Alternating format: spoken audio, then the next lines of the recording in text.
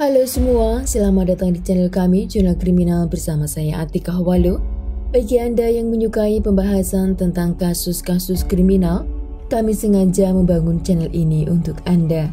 Jangan lupa untuk mendukung channel kami dengan cara subscribe, like, komen, dan share ke media sosial yang Anda punya.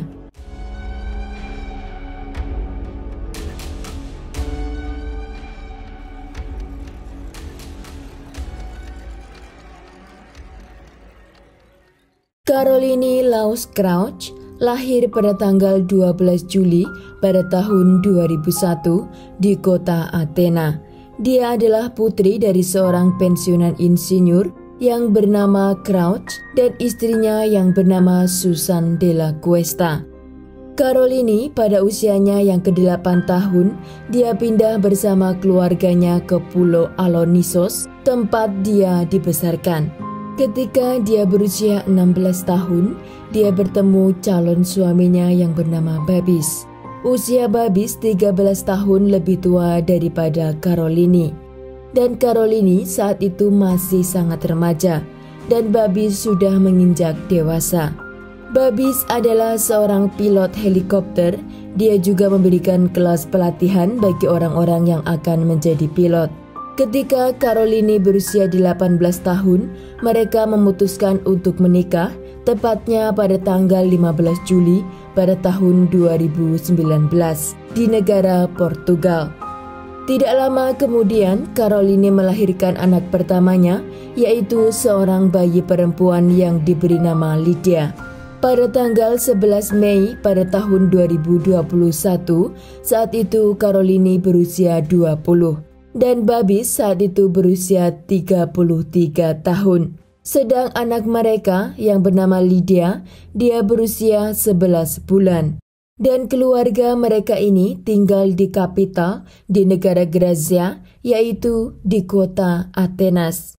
Pada tanggal 11 Mei pada tahun 2021 itu, polisi menerima panggilan darurat dari seorang laki-laki yang bernama Babis, dan dia mengatakan kepada bantuan darurat jika rumahnya dimasuki oleh 3 perampok.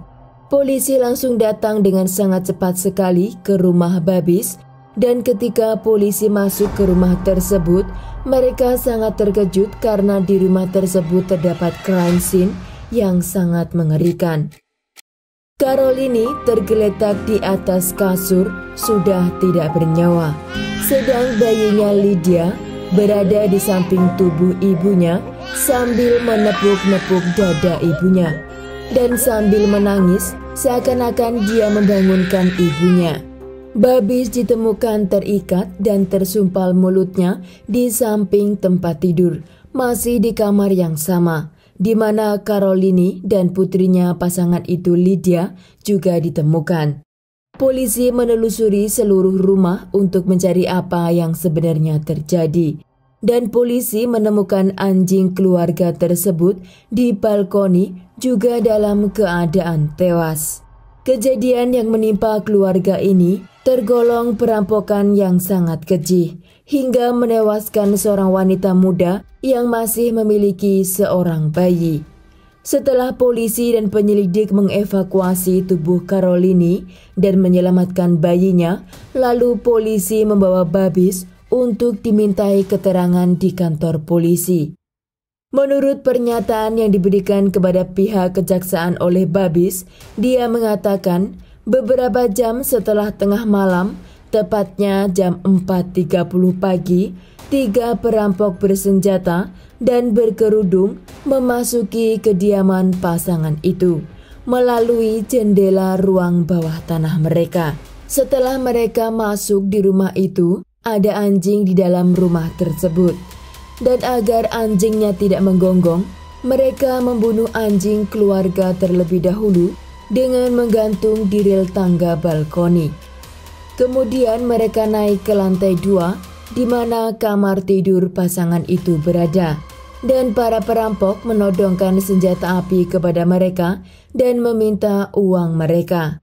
Sang suami memberitahu kepada para perampok bahwa dia memiliki uang sebesar 10.000 euro atau setara 150 juta. dan menunjukkan kepada mereka di mana dia meletakkan uang tersebut. Carolini yang tahu seni bela diri melawan ketika para perampok menodongkan pistol ke bayinya, dan pemimpin perampok tersebut berhasil melumpuhkannya dan kemudian membunuhnya dengan mencekiknya. Para perampok sebelum meninggalkan rumah tersebut, mereka mengikat tangan dan kaki Babis, juga menyumpal mulutnya, dan setelah itu Babis juga tidak sadarkan diri. Setelah keluar dari ruang interogasi, Babis langsung disambut oleh beberapa reporter, dan Babis mengatakan kepada mereka apa yang terjadi di rumahnya dan apa yang menimpa kepada istrinya. Di situ Babis juga mengatakan jika dia tidak akan mengatakan secara detail karena itu sangat mengerikan, dan dia berharap jika kejadian itu tidak akan terjadi kepada orang lain. Karena menurutnya kehilangan pasangan hidup dan anak yang masih membutuhkan kasih sayang ibunya itu sudah tragis sekali, kata Babis. Polisi untuk mencari informasi tentang pelaku perampokan, mereka akan memberikan upah sebesar 300.000 euro kepada sesiapa yang dapat memberi informasi tentang pelaku dan apa yang terjadi di rumah Babis. Polisi menerima laporan dari warga yang melihat orang asing yang kemungkinan pelaku kejahatan tersebut.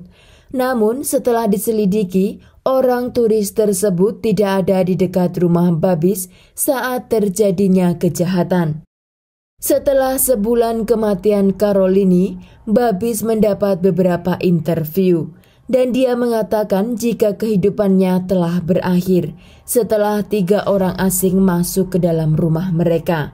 Babis juga mengatakan jika dia akan segera meninggalkan negara itu karena menurutnya negara Grecia tidak lagi aman untuk dia tinggal, apalagi tanpa istri tercintanya.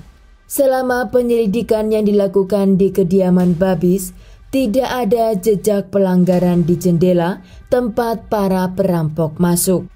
Juga tidak ditemukan sidik jari atau jejak DNA dari para pelaku.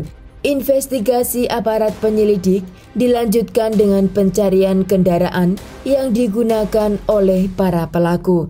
Penyelidik menganalisis data dari kamera keamanan yang ada di rumah-rumah dan toko-toko terdekat di kawasan Gliganera. Namun mereka tidak menemukan apapun terkait kasus tersebut.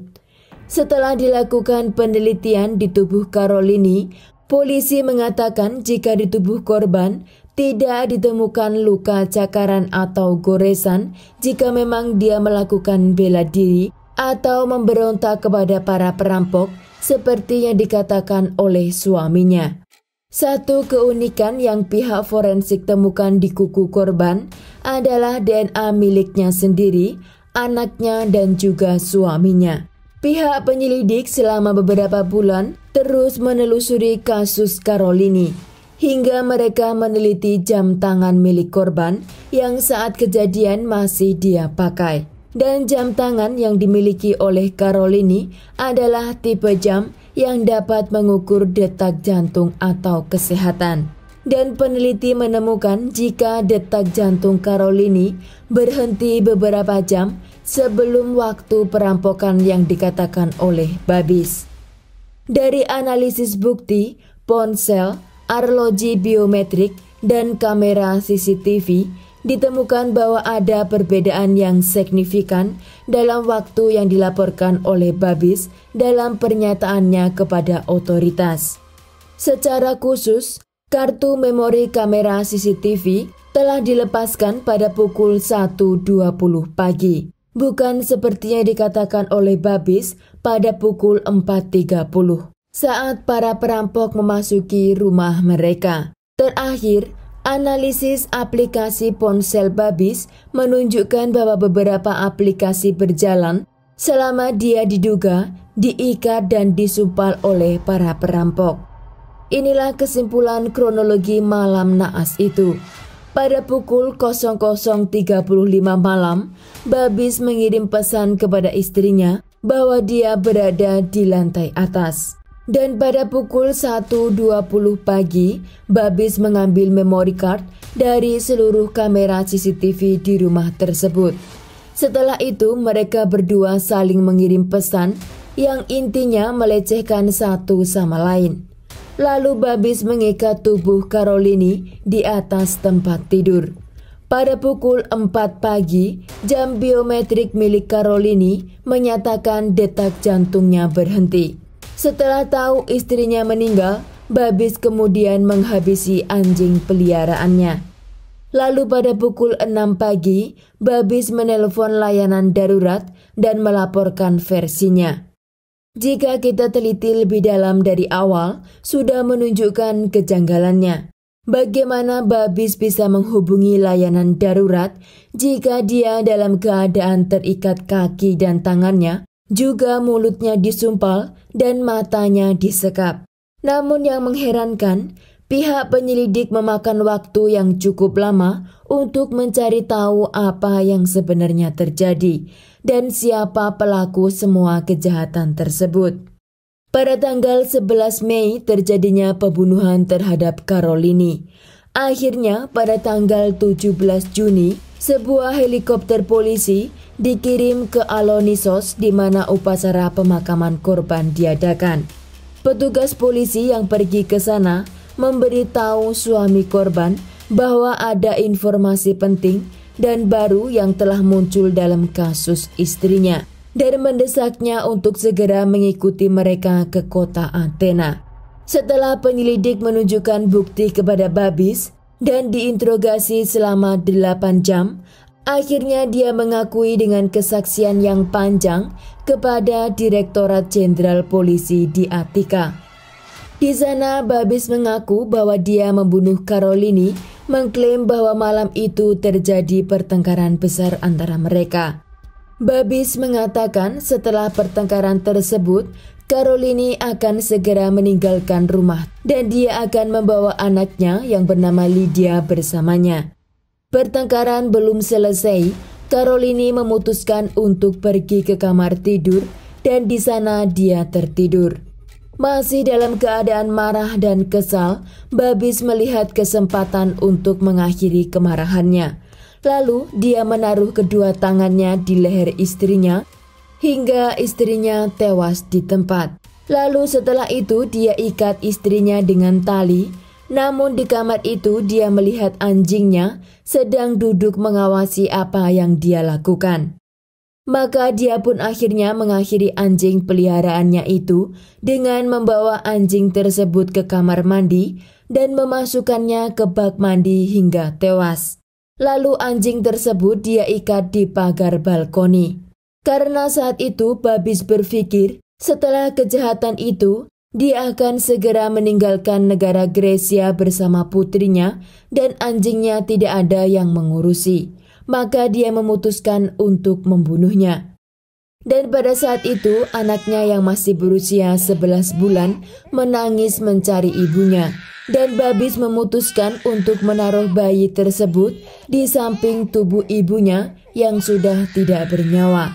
Lalu dia menelpon polisi dan barulah dia mengikat dirinya sendiri di samping ranjang tempat tidurnya.